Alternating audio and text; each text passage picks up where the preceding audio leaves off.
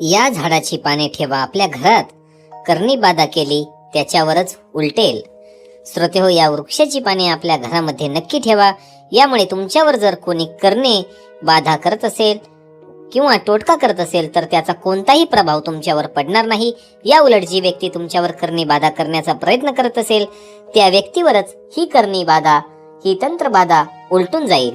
श्रोतेहो, जर तुमच्या घरामध्ये मोठ्या प्रमाणात वाईट शक्तींचा वास असेल, घरात अशांत वाटत असेल, मोठ्या प्रमाणात नकारात्मक ऊर्जा भरलेली असेल, घरात लक्ष्मी टिकत नाही, घरातील सदस्यांमध्ये जर वारंवार वादविवाद होत असतील, जर तुम्ही एखाद्या ठिकाणी बाहेर गेलात तर तिथे मात्र तुम्हाला अगदी फ्रेश वाटते, मात्र ज्यावेळी तुम्ही घरामध्ये येता तेथे आपल्या घरामध्ये पाऊल टाकताच जर तुम्हाला अशांततेची जाणीव होत असेल, मनामध्ये एक वेगळीच भीती वाटत असेल, तर श्रोतेहो, 100% तुमच्यावर किंवा तुमच्या वास्तूवर कोणीतरी करणी बाधा किंवा काळी जादू केलेली आहे असे समजून जा. श्रोतेहो, या करणी बाधेचा आपल्या प्रगतीवर, आपल्या घरातील धनावर, पैशावर खूप मोठा प्रभाव पडतो. आपल्या घरामध्ये धन टिकत नाही, घरातील लक्ष्मी ही अस्थिर राहते, घरात नेहमी आजारपण वास करते, प्रगतीच्या मार्गावर अनेक अडथळे निर्माण होतात. तर श्रोतेहो, या करणी बाधेचा प्रभाव जर नष्ट करायचा असेल तर अत्यंत सोपा उपाय हा नक्की करून पहा. श्रोतेहो, यामुळे तुमच्यावर कोणत्याही प्रकारची करणी बाधेचा, वाईट शक्तीचा प्रभाव तर पडणार नाहीच. या उलट ज्या व्यक्तीने तुमच्यावर करणी बाधा किंवा काळी जादू करण्याचा प्रयत्न केला असेल त्या व्यक्तीवरच ही काळी जादू उलटून जाईल. त्या व्यक्तीचा ऱ्हास होऊ लागेल, प्रत्येक क्षेत्रामध्ये त्याला अपयश येऊ लागेल. श्रोतेहो, हा उपाय नक्की कसा करायचा?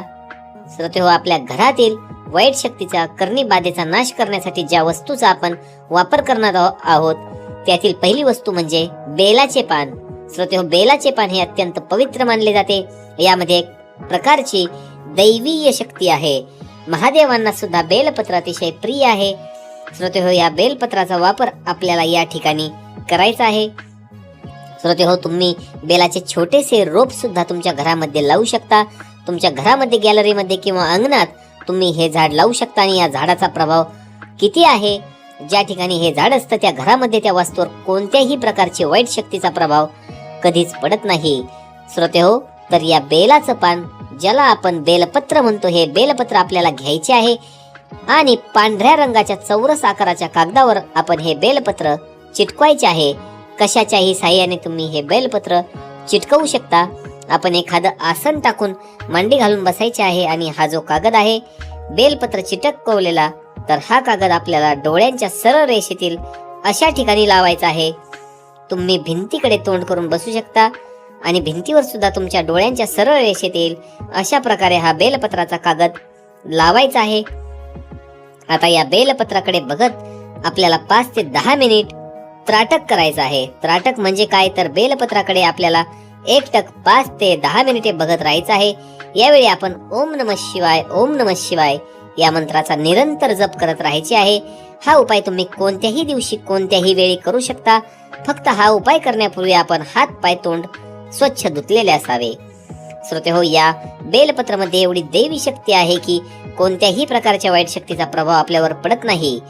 श्रोतेहो, आपण हा उपाय दररोज करू शकता, परंतु कमीत कमी जोपर्यंत आपल्या घरातील वातावरण हे सकारात्मक वाटत नाही, घरातील नकारात्मक ऊर्जा दूर होत नाही, तोपर्यंत तरी आपण हा उपाय दररोज नक्की करा. अत्यंत साधा आणि सोपा आणि घरातल्या घरात करता येण्यासारखा हा उपाय आहे. नक्कीच करून पहा. श्रोतेहो, दुसरा उपाय आहे रुद्राक्षाचा. रुद्राक्ष तर आपल्या सर्वांना माहीत असेल, परंतु हा रुद्राक्ष ओरिजिनल असावा. आजकाल बाजारामध्ये नकली रुद्राक्षही मिळतात. त्याच्यावर जर आपण हा उपाय केला तर त्याचा कोणताही प्रभाव, उपाय असा कोणताही परिणाम आपल्याला दिसून येणार नाही. त्यामुळे रुद्राक्ष हा ओरिजिनल असावा, खरा असावा. श्रोतेहो, या ठिकाणी एकमुखी रुद्राक्ष घ्यायचा आहे, स्वतःच्या गळ्यामध्ये धारण करायचा आहे. आता हा रुद्राक्ष आपल्या छातीजवळ येईल, आपल्या हृदयाजवळ येईल, एवढ्या लांब धाग्यामध्ये असणाऱ्या धाग्यामध्ये हा रुद्राक्ष बांधायचा आहे. श्रोतेहो, हा रुद्राक्ष धारण केल्यानंतर कोणत्याही प्रकारची वाईट शक्ती असो, करणी बाधा असो, काळी जादू असो, कोणत्याही प्रभाव तुमच्यावर पडणार नाही.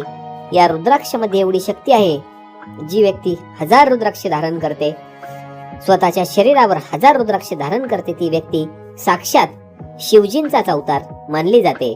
तर श्रोतेहो, या 2 उपायांपैकी कोणताही एक उपाय तुम्ही नक्की करा. मात्र जर तुम्ही रुद्राक्षाचा उपाय करत असाल तर रुद्राक्ष गळ्यात धारण केल्यानंतर मांसाहार चुकूनही करू नका.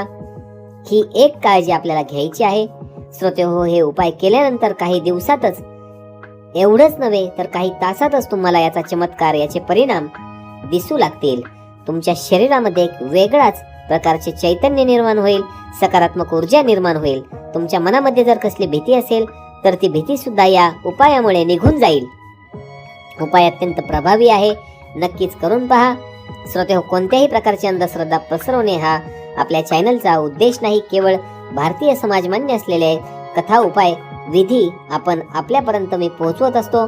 आपले चॅनल कोणत्याही प्रकारच्या अंधश्रद्धेला खतपाणी घालत नाही.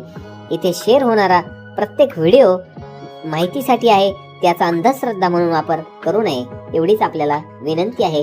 श्रोतेहो, हे उपाय जे आहेत ते आवडले असतील तर व्हिडिओला लाईक करा. चॅनलवर नवीन असाल तर चॅनलला सबस्क्राईब करा आणि या मराठी भक्ती परिवाराचे आपण एक सदस्य व्हा, एवढीच आपल्याला कळकळीची विनंती आहे. तसेच हा व्हिडिओ देखील आपण आपल्या व्हॉट्सअप ग्रुपवर मित्रांना, नातलगांना शेअर करा, जेणेकरून त्यांना देखील या बेलपत्राचा आणि रुद्राक्षाचा फायदा घेता येईल. श्रोतेहो, माहिती खरंच चांगली होती. बराच वेळ लागला, बरेच मेहनत घेतलेली आहे. त्यामुळे व्हिडिओला लाईक करा. चॅनलवर नवीन असाल तर चॅनलला सबस्क्राईब करा. भेटूया नवीन माहितीसह पुढील व्हिडिओत. धन्यवाद.